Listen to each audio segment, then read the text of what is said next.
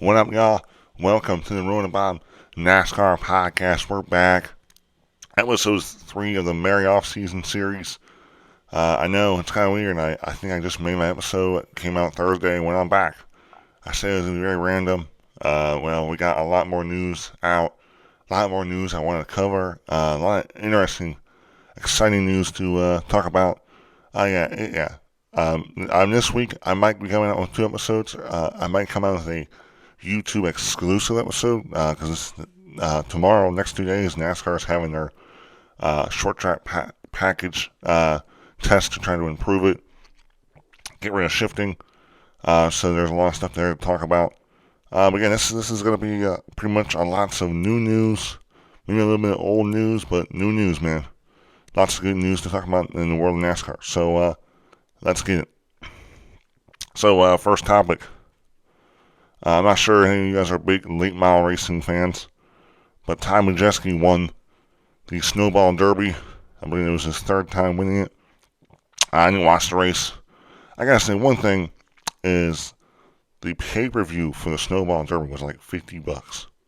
And for me, I'm a late racing fan, but I'm not gonna pay $50 for a late model series race. It may be one of the biggest late model series races in the country, but to me, it's just not. Doesn't make sense for me. I don't know the drivers. There are a couple big time NASCAR drivers that were in it. I think, Ty Majeski, the Truck Series, Noah Gragson, William Byron. So they were all in it. So, yeah, I kept up with it, but I just didn't really watch it. But congrats to Ty Majeski. Next one, Tricon Garage. Have a fresh start as a veteran crew chief, Jeff Hansley, to pair with Taylor Gray in the 17 team in 2024. Good for Tricon Garage. I don't know much about the crew chief, but great that he looks like a very strong veteran crew chief that's going to be able to help and be able to improve him. He's made championship 4 appearances in 2022 and 2023. Playoff appearances in 2018, 2020, 2023, 2024, and he's also a multiple-time Truck Series winner. So, since I have a very veteran crew chief, shout out to Jeff Hansley and Tanner Gray catching a good crew chief. Next topic. Former Chevy and Hendrick and Ganassi executive Doug Dockhart, hopefully I'm saying his name right, has been named as president of Spire Motorsports. Former lots of experience in the series. I don't know much about him either, but it looks like Spire Motorsports has gotten a big-time catch to help run their organization, as Spire has probably made the most amount of moves in the series, I would say, since getting their charter from Live Motorsports for like $40 million, buying KBM, Kyle Busch Motorsports, for $25 million. They just moved into Kyle Busch's shop, so they're making a lot of moves because they're trying to be contenders, and they ain't trying to be, backmarker 25th, place team. They're trying to be a top team, and I think that they're making those moves to get them there. I'm not sure if that, to me, I don't know if Spire's going to get there. This year, they're going to be, I think, better, but you got to think about it. They have a lot of young guys. They got Zane Smith, and they got Carson Hocevar, and they got Corey LaJoie. Corey LaJoie is going to kind of be the lead dog. He's run decent. He's had good finishes and good showings. But they're going to be a lot of young team. I think they're probably going to have hopefully some more support from Chevrolet. They're not one of the main key teams. I believe the key teams for Chevrolet is Trackhouse, RCR, and Hendrick. So hopefully the ability to improve, hopefully for this year, could continue to show Chevrolet that they're willing to improve. That Chevrolet could hopefully give them some more manufacturer support. But big get for Spire Motorsports. Next year. We'll be celebrating 75 years of the Petty family in NASCAR. Lakes Motor Club posting this on Twitter. It's a little picture. Big deal.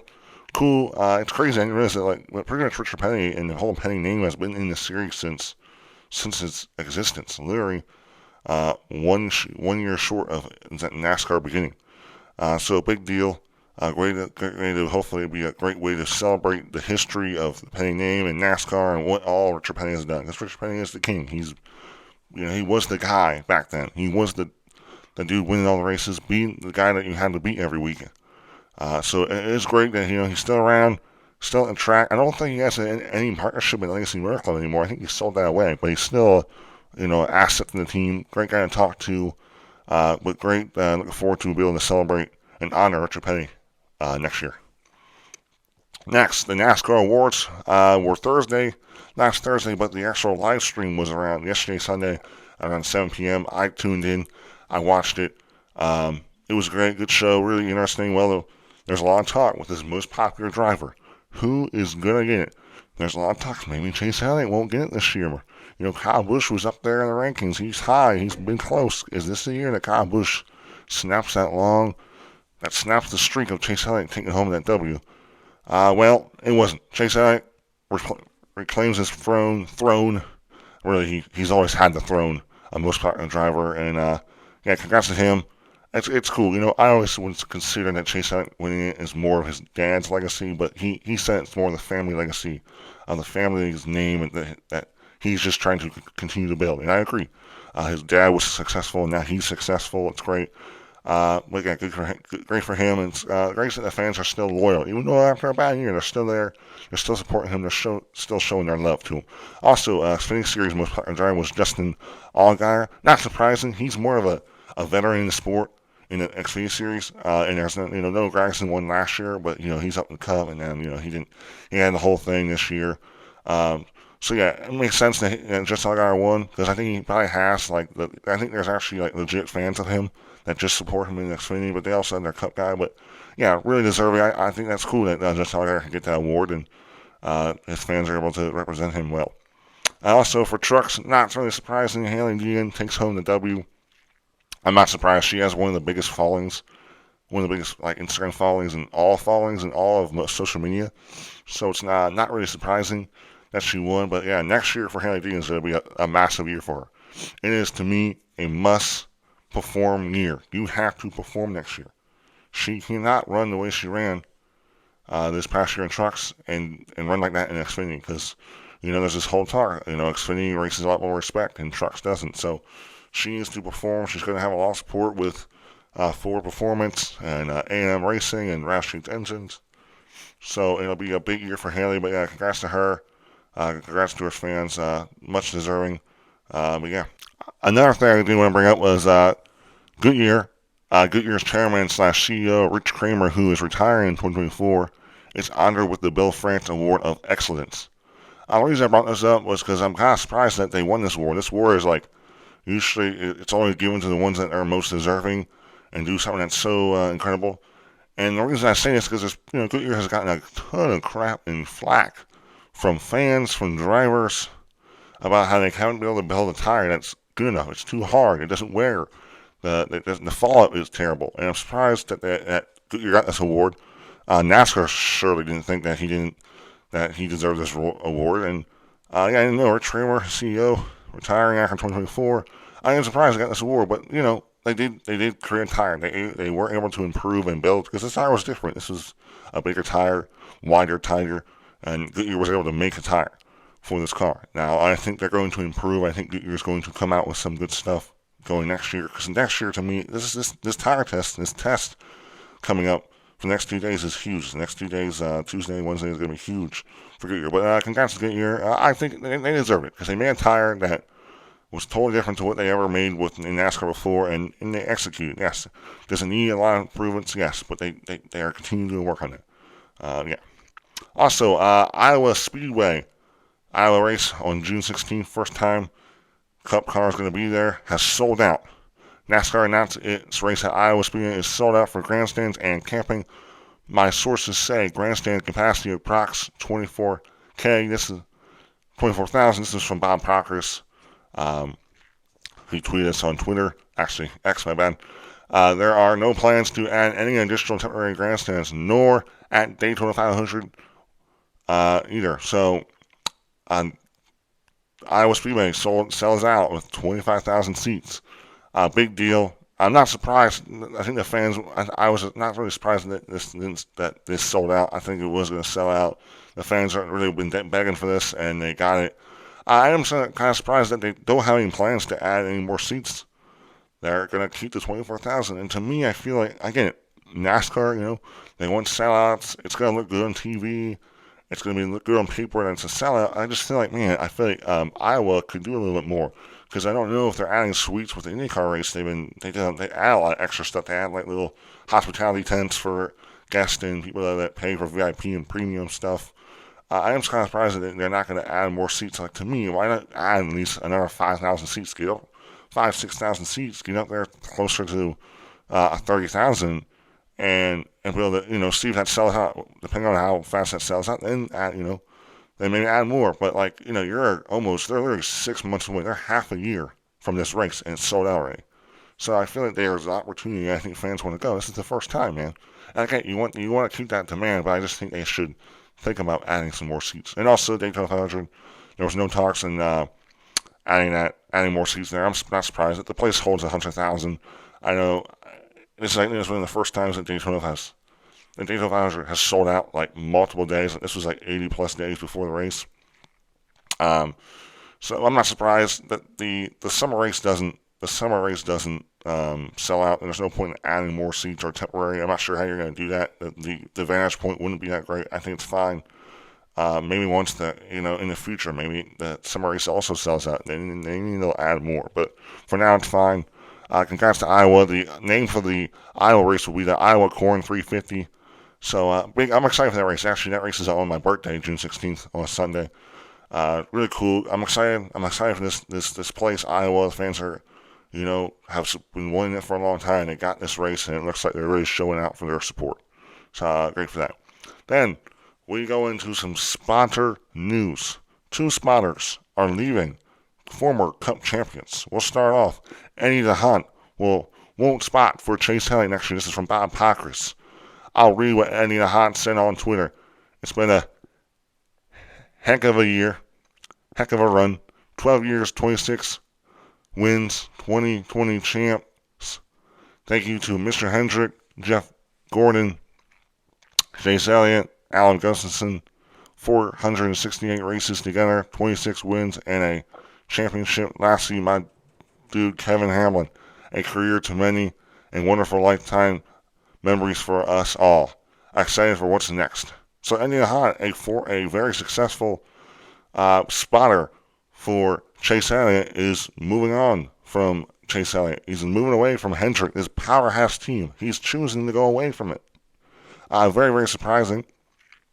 Also, Josh Williams, spotter for Ryan Blaney, who just won the championship, is leaving as well. Also reported from Bob Pockrass.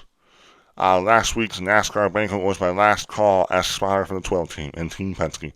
After 9 years, it was time to personally and professionally take a change for myself and my family. I am forever grateful to everyone that I have gotten to work with at Team Penske, especially those that have become lifelong friends. I'm proud knowing the last 6 races were it and going out with a Talladega win at Martinsville Clock and capping off with a Cup Series championship. Couldn't have finished it off any better. I'm really excited for what the future has in store and looking forward to sharing those plans soon. Can't wait to get into the Coliseum. Happy holidays. Yeah, very, very interesting. Very interesting.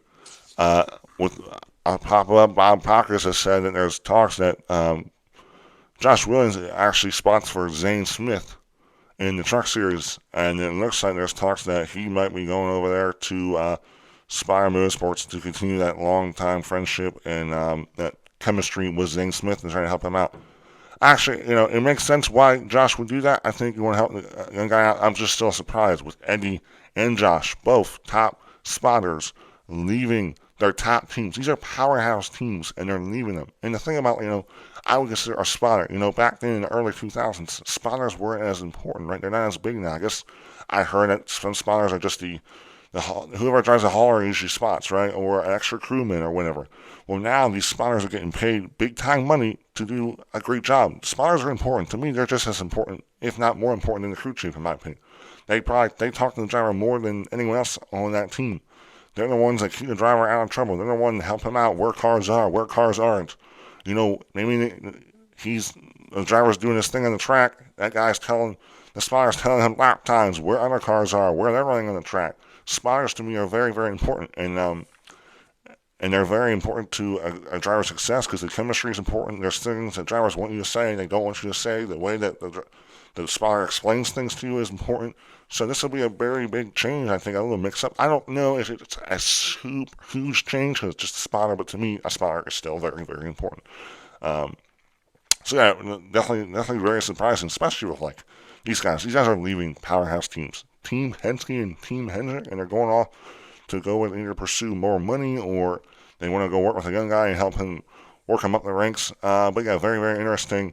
And it'll be interesting to see where these guys officially head going into 2024 season. Next topic, Brad Keselowski looks to IMSA as part of RFK Racing's future. Brad Keselowski, part owner of RFK, is looking at different ways to improve his team, his craft, his driver's craft.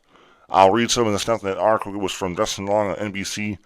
As NASCAR continues to get heavier and heavier into road course racing, I think that pedigrees offer a lot of advantages to the ecosystem of successful Cup teams.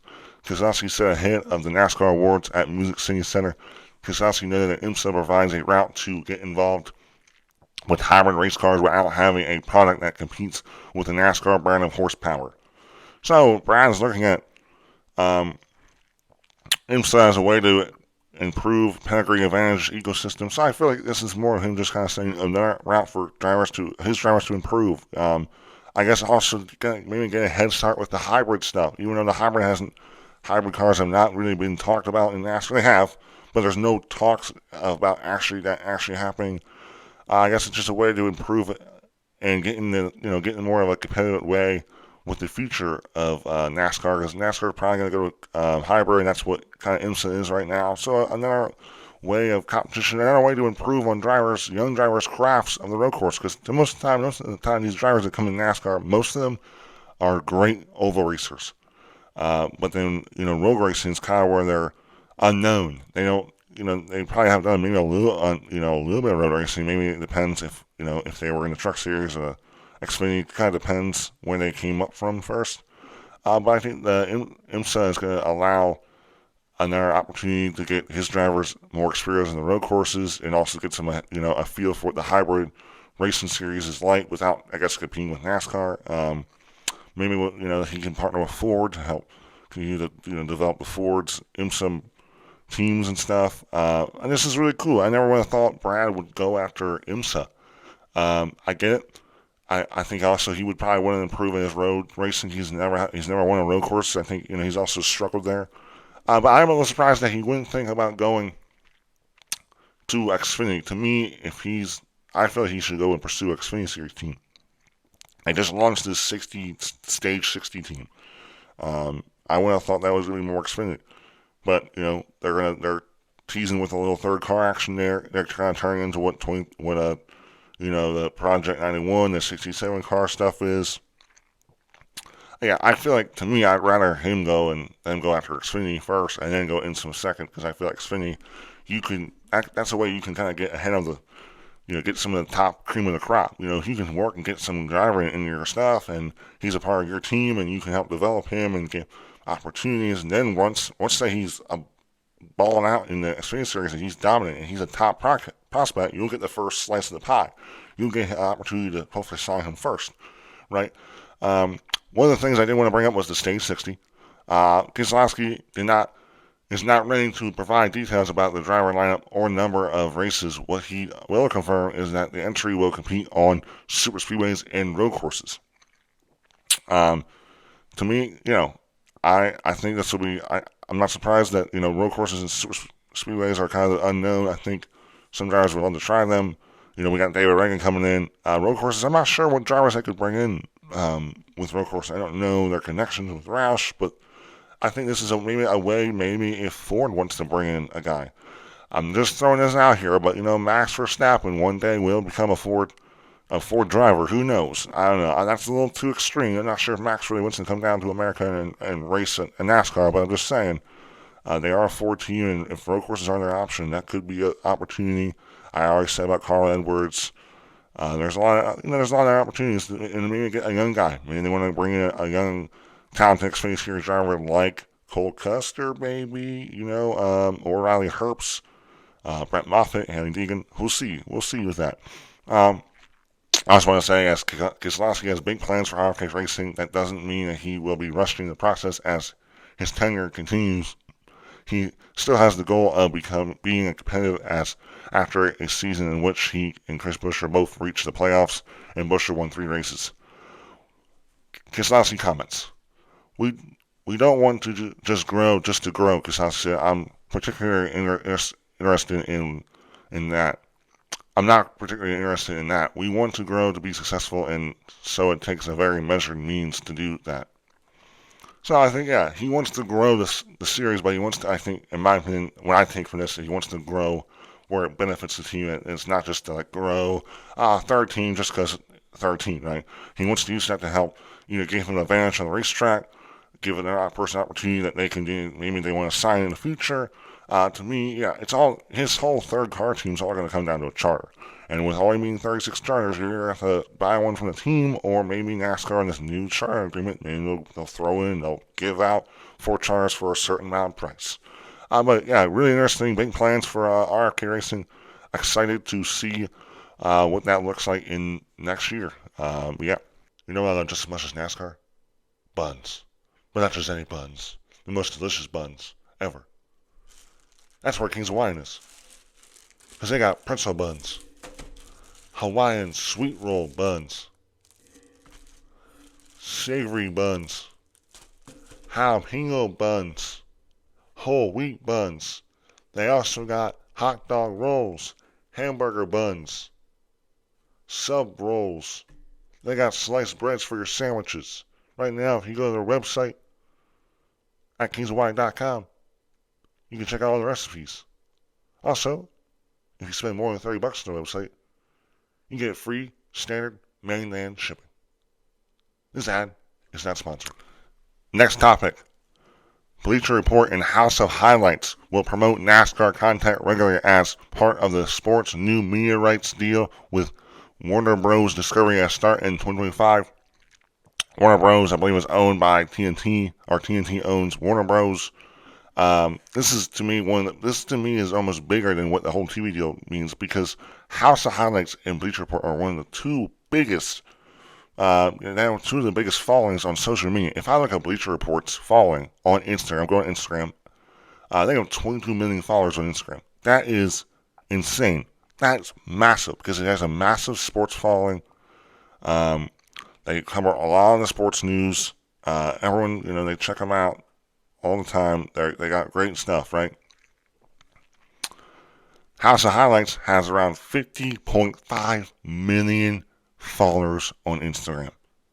50 million followers, dude. Are you flipping serious? This is huge because you're going to expose this big of an audience to NASCAR. And I'm hoping what they do, instead of like, oh, look at this fight that happened. Look at this big wreck that happened. Oh, look at this once in a million year move that Ross Chastain did, right? Because I have seen them do that, but I want them to hopefully promote the great racing, the racing product, right? I want them to post, look at this incredible battle, this side-by-side 3-wide move, right? I want them to promote NASCAR content, not this showy, what people would find interesting. Oh, look at this punch. Look at this fight that happened. Look at this incredible, crazy wreck that everyone survived. That's not what we want to push. We want racing we want them to be like, wow, look at this incredible racing that's happening. Look at the moves these guys are making. And that's the thing that I really stress. That's why I really want this short track package stuff to go well. But also, I kind of said that I want it to go bad because I'm tired of the way NASCAR is being kind of cheap. And they're freaking putting money and how they're trying to save money instead of trying to put the money in to make the sport better. And now with this whole new TV deal as well, the 40% increase in revenue, hopefully when more money will get to the teams, then maybe they can finally make that decision if this short track package test for the next 2 days, tomorrow and Wednesday, doesn't go well, then maybe they can, they can pull the trigger and look to horsepower. But again, House of Highlights and Bleacher Report is huge. I'm so excited because I'm looking forward to hopefully being able to see some great NASCAR content on there. And it's about racing and not just this showy stuff that people think is cool with fighting and wrecks and a 1 in a million move like Ross Chastain. So awesome for NASCAR. This is huge, man. Let's go. Last topic, and to me one of the most talked about things all of yesterday, Sunday. Joe Gibbs was at the Commanders game. Former coach, won multiple Super Bowls, one of the most successful coaches in the NFL history. Was at the game with some of the drivers, and there's this video of him introducing all the drivers. He introduces Christopher Bell first, and then he introduces Aric Almirola. And all of a sudden we're like, whoa, Aric Almirola. And then all of a sudden he introduces him and say, oh, this is Aric. He's going to be driving for us next year.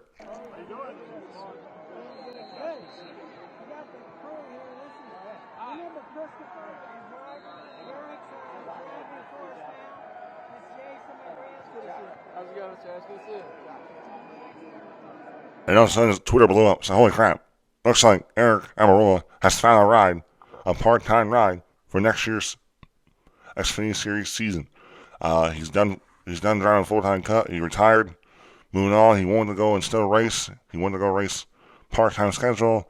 A lot of people didn't know where he would have went. People were considering maybe Stuart Haas would pick him up. Former driver there. Ford, maybe stay with Ford. Maybe he races for Ryan Ski Racing. All these conspiracy theories. Well, no, he's found the best ride you can possibly find in all of NASCAR Xfinity Series racing.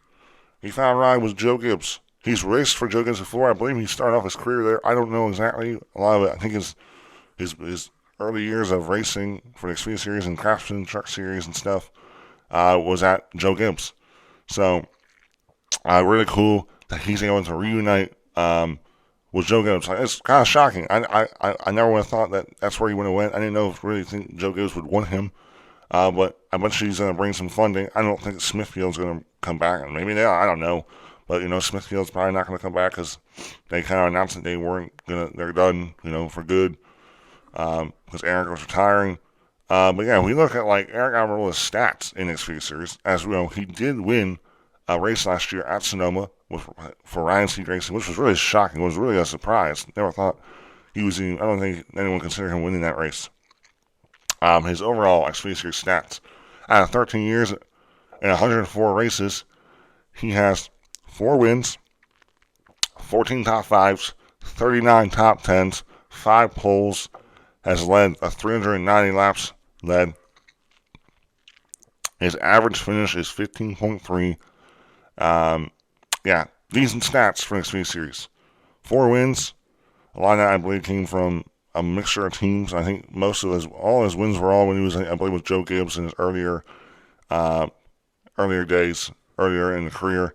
But yeah, it's a great opportunity for Aric Almirola to be, hopefully have fun.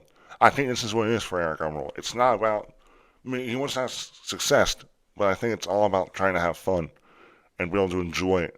I think, the Cup Series can get hard and get frustrating because you're going against the best dudes, the best stock car drivers in the world every week.